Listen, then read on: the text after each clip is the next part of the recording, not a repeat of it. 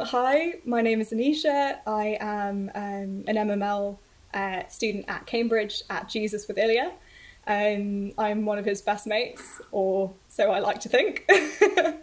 I study Spanish and Portuguese. I'm currently in my third year, and I'm in my year abroad doing an Erasmus placement in Portugal at the University of Coimbra. Great, thank you.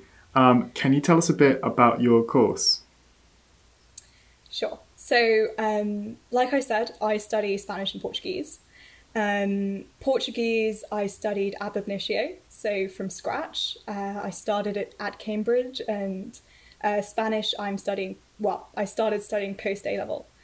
So that's one of the great things about Cambridge. You can start studying any language from scratch, pretty much, that is on the syllabus, as long as you have one post A-level language.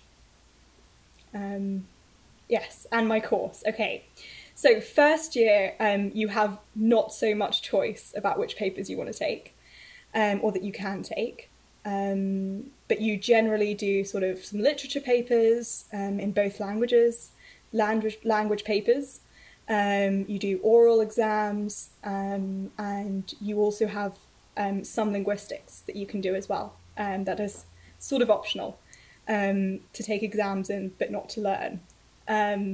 Second year I had a little bit more choice. I chose to do coursework pieces rather than exams for some of my literature modules, and I also decided to do a language paper rather than two literature papers because they get very heavy. But yeah, now I'm in my third year, I have a lot more free reign. Like I said, I'm doing my Erasmus placement, so I got to choose pretty much any course I wanted to study while I'm here in Portugal.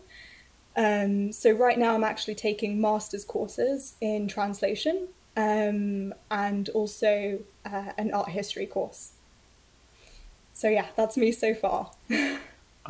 Sick.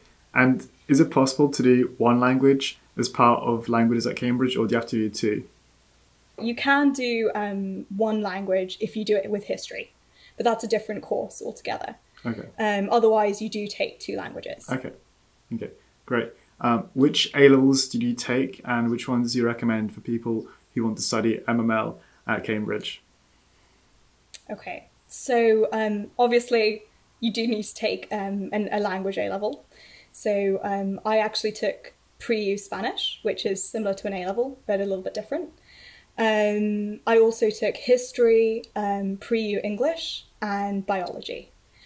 I think actually the most useful A-level I took that wasn't Spanish was English, because what people don't realise is that MML is quite literature heavy, and so essay writing skills are very valuable to have from A-level onwards, and also history was an essay subject that I did. So that helped me an awful lot, particularly because my pre-U course required me to do longer coursework pieces, and that's sort of what you need to get more comfortable with at university. So sort of 2,000 words up to 4,000, and then right now I'm going to be writing a dissertation of 8,000 words. So it does sort of build up steadily, but having sort of that foundation in essay writing is really helpful. That said, I loved biology A-level. I really needed that balance of something a little bit more empirical alongside an essay subject, and I did pretty well at it as well, so yeah, that helped me a lot. Okay, nice. And I guess you got the standard offer or not? So my pathway to Cambridge was a little bit different because I applied post A-level. I actually applied only to the US during sixth form. Then I took a gap year and applied during my gap year. So I already had my actual A-level results. So I didn't get an offer. I got an unconditional offer because I'd already met the requirements to enter into Cambridge. Mm. Okay. And would you recommend students to apply after they get their grades? So right now, obviously, everything's a little bit up in the air because of the pandemic. But yes, I think it took a lot of weight off my shoulders. And most importantly, I really loved taking my gap year. And you often hear everyone saying, you know, it was a life-changing experience. It was the best thing I ever did. I wouldn't say it was a life-changing experience as such, but I had been pretty much studying my whole life up until my gap year when I started working full-time. And I just needed that break and to experience sort of the real world, how things work outside of academia, which gave me a sort of very different perspective going into university, because I knew what was out there after university. So yeah, but it took a huge weight off my shoulder, off my shoulders in terms of not having to worry about results day. And obviously having that unconditional offer in January meant the rest of the year I was pretty much free to enjoy myself. Okay, fair enough. And what was your Cambridge interview like? Okay, so I had 2 interviews. Originally, I had applied to take Italian because that is what my school had told me to do. I didn't really have much choice about it. So I had an Italian interview, and I also had a Spanish interview. And my Italian interview went swimmingly until she said, "What can you say in Italian?" Because I'd been going on about Dante and Caravaggio and, you know, all sorts of things. And then it got to this sort of concrete, what can you say part? And it turned out I really could not say anything. So that was a bit of a blunder. But other than that, I very much got the sense that she just genuinely wanted to see that I had a passion for it and I had a reason, like a why, for wanting to learn languages. And I think that passion very much came across when I was talking about the literature and the art that I had studied, because I do genuinely love literature and art, and food. I talked about Italian food as well. So that was that part. And then the Spanish interview, obviously I had to speak in Spanish for a slightly more extended period of time. But then also there were some really tricky curveballs sort of thrown my way. The literature and the project work I had done and written about in my personal statement were all sort of asked about. I talked about some interviews and a paper that I'd written in Spain about Franco, because I had interviewed some villagers in the village that I visit every year about their time under the dictatorship. And so I was asked quite a lot about that. I was also asked much more general but difficult abstract questions. For example, one of the questions I remember being asked was, what is a nation? How would you define a nation? And that was not something I was prepared to answer, but it made a lot more sense, having started the course, why it is such an important question. Ideas about sort of national identity and stuff. So yeah, and then obviously speaking in Spanish, that I think that lasted about 2-3 minutes. So not a long time, just enough for them to really gauge that I was confident enough to speak in it reasonably fluently. Nice. How did you prepare for your interview, and how would you recommend students applying for languages at Cambridge should prepare? So I prepared firstly by making sure I knew everything I'd written about in my personal statement inside out. And I think everyone says this, but I printed out a copy, I highlighted everything I spoke about, and I made sure I would be confident enough to talk about pretty much anything that was thrown at me, which was really important because I was asked about Gabriel Garcia Marquez' 100 Years of Solitude, which is a huge novel and very, very popular. And so when I was asked a very specific question that really, more than anything, would be proof that I had read the whole novel and really knew it, I was prepared for that. So that makes a big difference. I would also say, hopefully, if you have a native speaker friend or a very kind teacher, just talk as much as you can with them. Listen to the radio in your target language. Watch Netflix in the native language. Use Quizlet or Anki to practice vocab, grammar. And really that's sort of something you have to get into the habit of doing as a linguist. So yeah, and in terms of interview practice, I was very lucky. I got quite a lot of support from that from my school.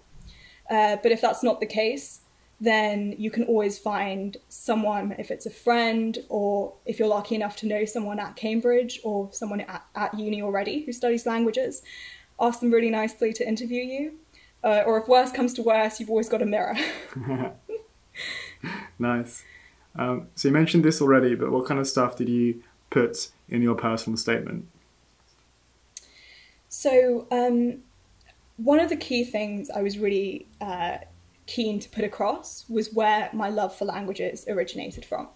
And I was blessed in that my family had taken me to Spain pretty much every year since I was 4 years old.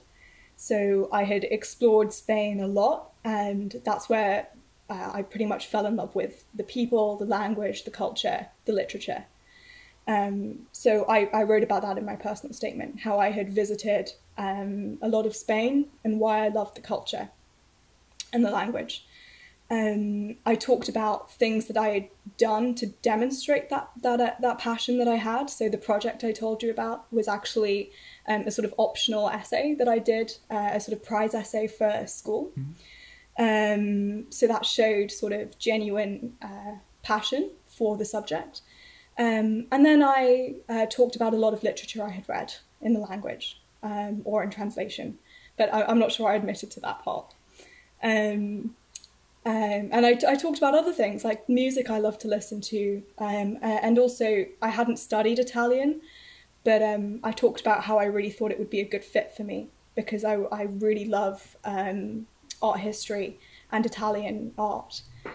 So I talked a lot about that and Dante's Inferno, which I was a big fan of as well. Nice. So obviously you've done very well academically. Do you have any study tips you could give? Oh, gosh. One of the things that really has helped me to this day with languages is making posters. I have sort of a big collection of felt tip pens, and specifically for like irregular verbs or bits of grammar I find really hard that you need sort of constant engagement with to really drill into your head. Even subconsciously, I used to put up posters all over my wall of irregular verbs that I was struggling with, and in different colours and stuff. And I think that really helped me throughout the year to just be used to seeing it visually, and it sort of sunk in. So that really helped me. Like I said, Quizlet, sort of flashcard apps are really important for languages because constant engagement with vocabulary is crucial. You don't learn a word by hearing it or seeing it once. You have to be exposed to it multiple times before it's ingrained in your memory and you can start using it. The other thing with languages that I think is really important is finding a good set of online dictionaries or physical dictionaries that give accurate definitions. And on top of that, using things like Lingui, which gives example of those vocabulary, of the vocabulary in sentences. Because there's one thing learning what a word means, and there's another thing learning how to use it correctly. And the best way to do that is to have the word and then an example sentence of the word, and being able to therefore learn it like that in a sentence. I would also say for literature, which is very tricky, I actually used Quizlet for that too, to learn quotes. Critic quotes, literature quotes, to sort of ingrain those in my memory. But I have to admit, I am a little bit of a last minute crammer. That's how I've always been, and it works for me. So yeah, I'm not beating myself up about it anymore. Okay. And as part of your degree, of course, it's 4 years and the third year is abroad, the year abroad. Can you tell us a bit about that and what your year abroad is like? Okay. So your third year doing MML, you will spend a minimum of, I think it's 8 months abroad. I decided to go on the Erasmus program, essentially because you get a good grant and because you get to study at university. And I really wanted the experience of studying at a university that wasn't Cambridge. You can also work, and you can do a British Council job as an assistant in a classroom, or you can find an internship. There's a lot of freedom and sort of license to do what would suit you best. I decided to study at Coimbra because it's the oldest university in Portugal, and it's very highly regarded. And also it's a beautiful city, and it's a lot like Cambridge actually. It's a smaller university town, and I didn't want to sort of get lost in a big metropolis like Lisbon. And I like tradition, I like sort of smaller student communities. And yeah, so, but my friends are doing lots of different things. The only problem was because of the pandemic, I had originally planned to go to Brazil to do 6 months there, but I had to change my plans, and so I'm staying here for the whole year now. But I'm very lucky to have got this placement because it is competitive, and actually our first year grades don't count for anything except you get priority for Erasmus placements if you did better in exams.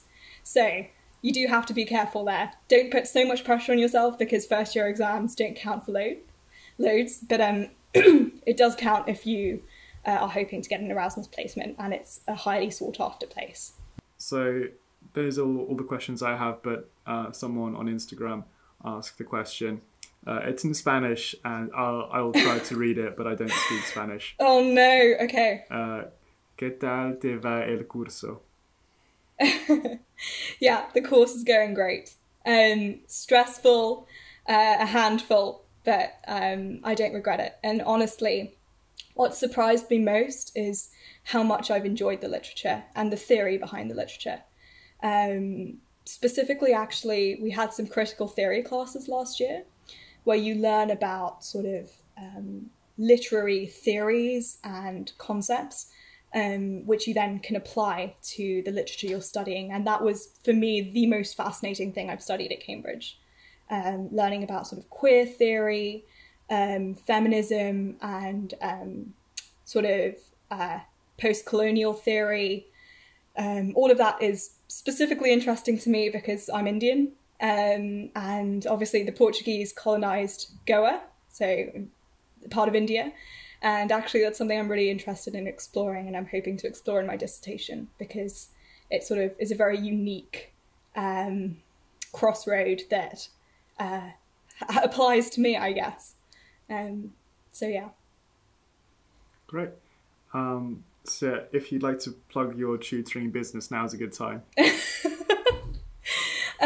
So Ilya offered to do this for me. Actually, I'm very tied up at the moment and probably can't take on any more clients, but I do tutor. I'm actually 11 plus and 16 plus tutor, and 9 plus and 7 plus, because I went to competitive schools myself and went through most of these exams, tragically. And so I know the system quite well. And so, yeah, I tutor mainly English, in comprehension and creative writing, mainly because I love kids. They fill me with warmth and happiness. But yeah, also because it's good money, I won't lie. Okay. Great. And I'll just say, I'm doing a free advice giveaway. Just check my Instagram and you'll see how you can win 30 minutes of a call with me where you'll get free advice about Oxbridge, studying A-levels, whatever.